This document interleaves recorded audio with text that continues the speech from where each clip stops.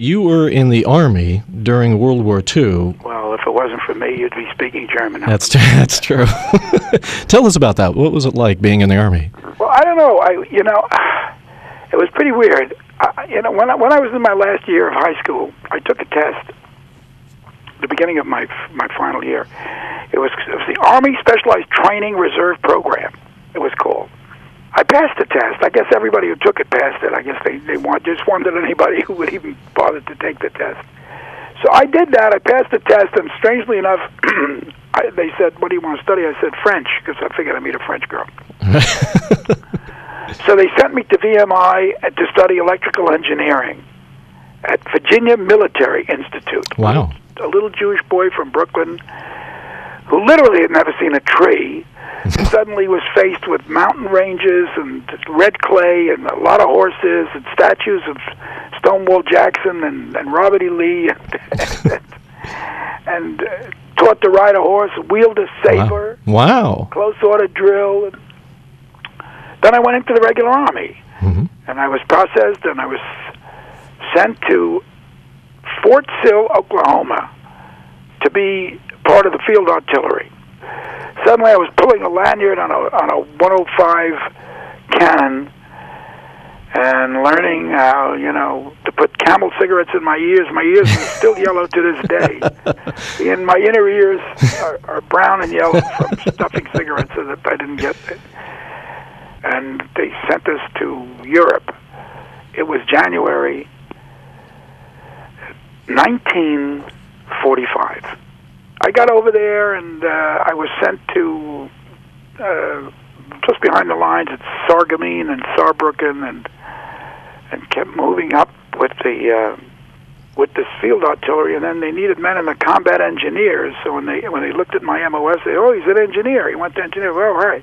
So they gave me a bayonet and some string, and they said, "Probe for mines." Oh my God! I said, "Oh, you don't really want me to do that, do you?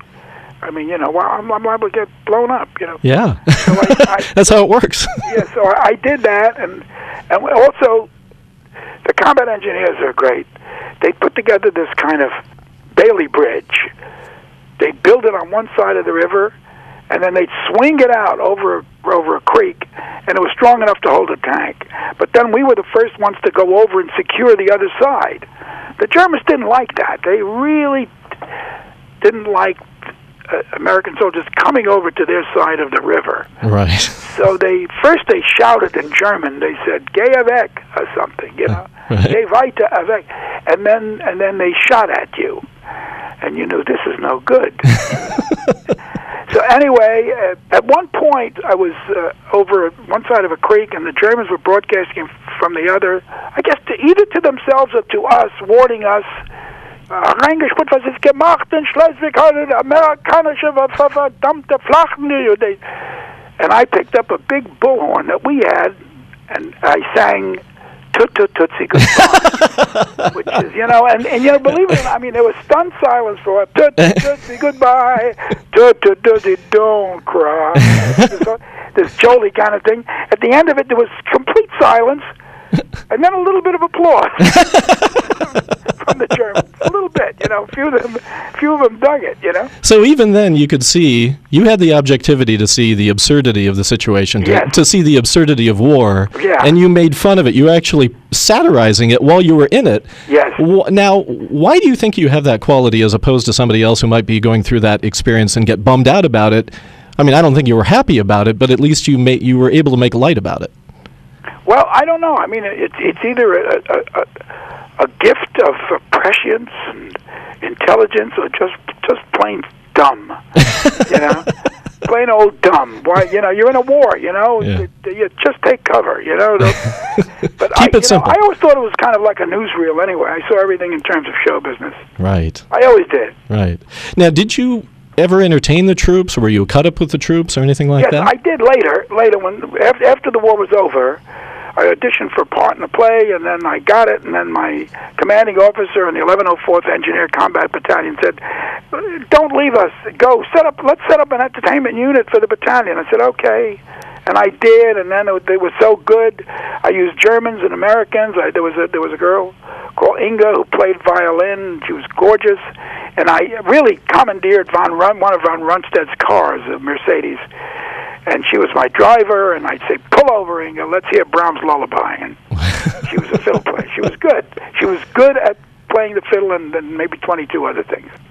Well, I think you'll be excited by this then, because we have found actual audio of you entertaining the troops in 1945, doing your classic stand-up routines.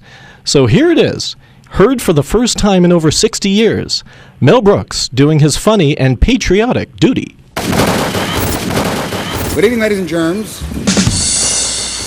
Welcome to a bang-up variety show presented by for the boys here at the Good Luck Inn. Girls will be out in a minute.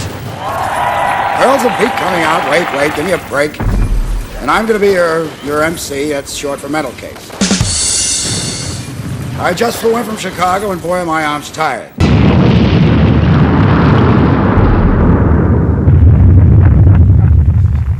Well, I guess you really bombed, Mel. That was a great that was a great little pastiche you put together. I'm proud of you. If you've enjoyed your journey on the TV Time Machine, please like and subscribe. We look forward to having you again on the TV Time Machine.